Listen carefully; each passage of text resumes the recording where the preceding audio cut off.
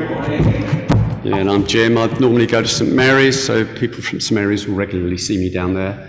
So I guess you at St Paul's don't see me very often. Okay, up there. Good morning, people on Zoom.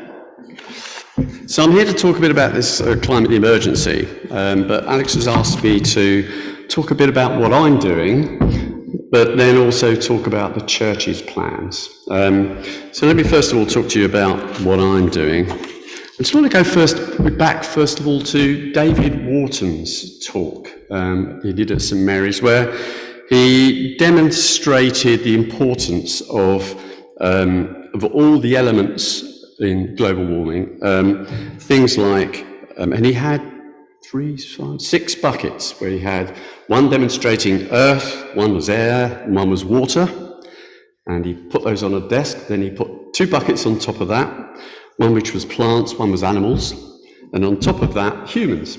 And it nicely demonstrated that humans had a responsibility to look after everything else. But then he decided to kick one of the bottom buckets out of the way, just to demonstrate that with one of these elements missing, everything goes wrong. Well, unfortunately for him, of course, it didn't work like that. The bucket kicked away and all the other buckets stayed where they were. Well, the great thing about that, of course, was that it made it memorable. So if it had all gone wrong, I wouldn't have even remembered it at all. So well done, David. So let me talk a bit about what we've been doing at home. So about 8 years ago, we stumbled on the idea of solar panels. And it really came from thinking, actually, we can make quite a lot of money out of this, because the government was giving some money towards feed-in tariff, and it worked out that it was a return on investment of about 12.5%. We thought, that's pretty good, we'll have some of that. So we maximised the number of panels we could get on the roof, and we've been taking the money from the government ever since, which is absolutely brilliant. So no great thoughts about reducing the impact on global warming at that point. Then something else happened. We got a young son who I first brought to St Mary's when he was 4, and he got to the age of about 15 and discovered girls. Now, what went with that was that he also discovered showering, which meant that all of a sudden, when we wanted a shower, there wasn't any hot water about. And also the local plumber was saying the insulation on your panel, on your tank is hopeless. So we started looking around about changing that.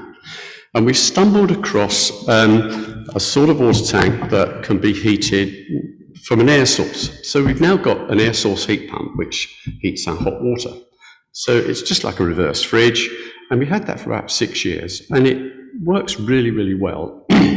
So we started then to sort of think about, actually, we're not using any gas when we heat our water. So it sort of inspired us to think about other things.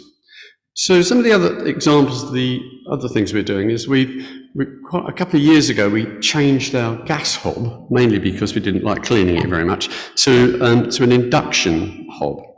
And the effect of that has been that during the summer, we don't use any gas in our house at all. So as you can see, the real interest has started to come in here. In fact, I was going to call it a light bulb moment, but as it wasn't an incandescent light bulb, we changed it to an LED. So we've moved on, so we've now started thinking about quite small things. I've mentioned LED lights, so the whole house has got LED lights. We've turned off the heating in the rooms that we don't use. Other sort of more tangential things, like we've reduced our meat eating. We've started looking at where we've got any investments that we want to do. We look at ethical investments. When we buy gas, we look at an ethical gas supplier. We don't use the tumble dryer. We sort of hang clothes around, well, when it's convenient, that is. And we've also now decided to buy an electric car. Now that's a bit pricey, and not everybody can do that, but it's going to be inconvenient because we're going to have one car, So we go up to the Lake District, climbing the fells quite a lot. Getting there and getting back is going to be quite tricky. But so what? It's inconvenient. For those people who go to St Mary's will see me turn up on the bike regularly. I'll do that for two reasons, if I'm honest. One is to try and keep myself out of hospital. But the other one is I'm not using the car, so I'm not using any diesel.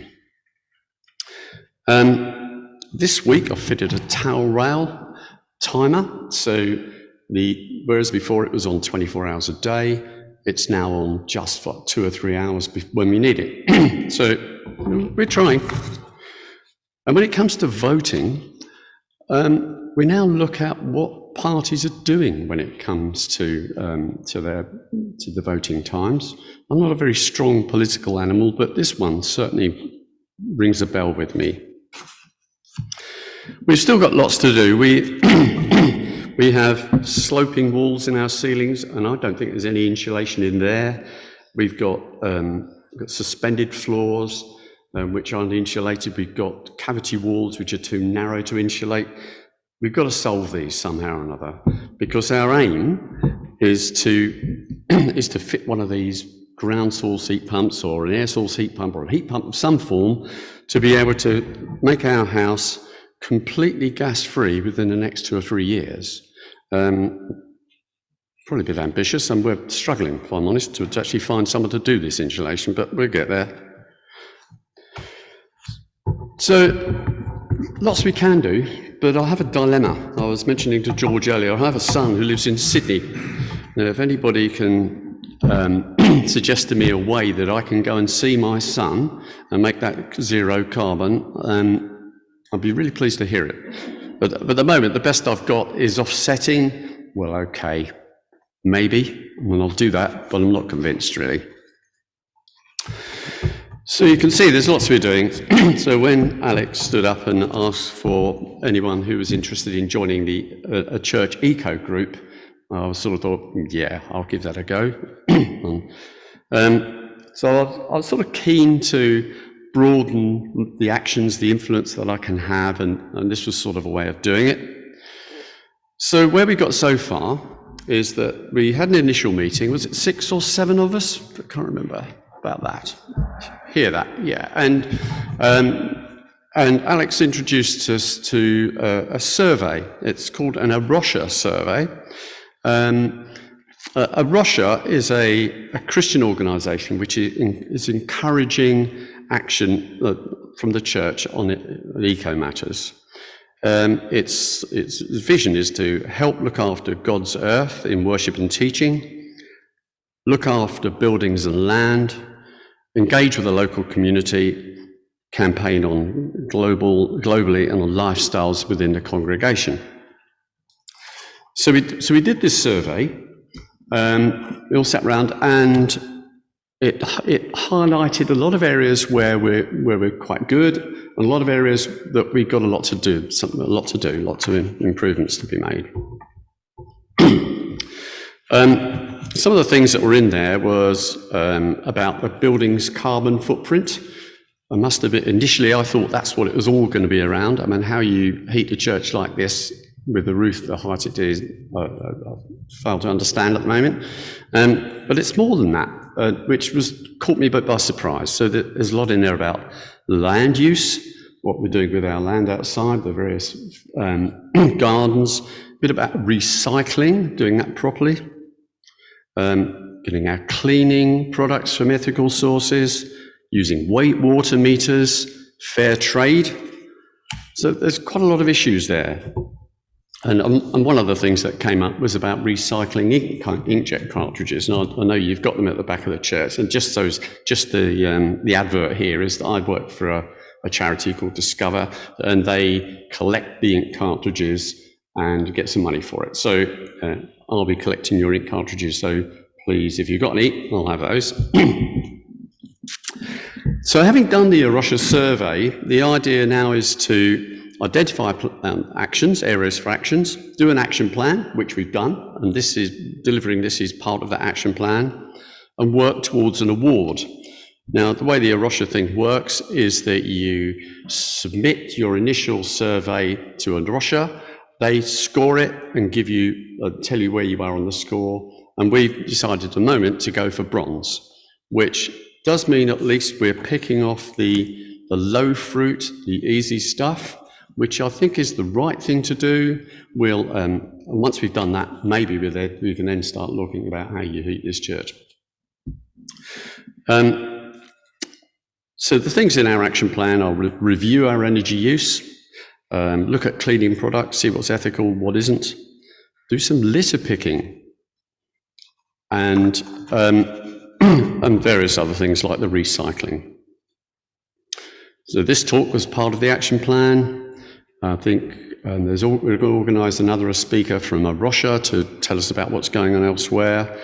The inclusion of the subject in regular prayer, which I believe has already happened, and to produce an environmental policy, which has already happened in principle anyway. So we're meeting again in January to review progress, so we're up and running. So what I've learned so far from this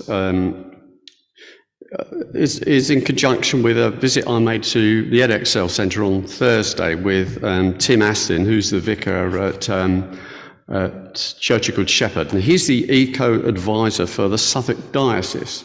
And one of the things that came up there was a talk by Murray, and in which they said that most people think that they're doing enough on this subject already, and a lot of people think it's too expensive or too hard.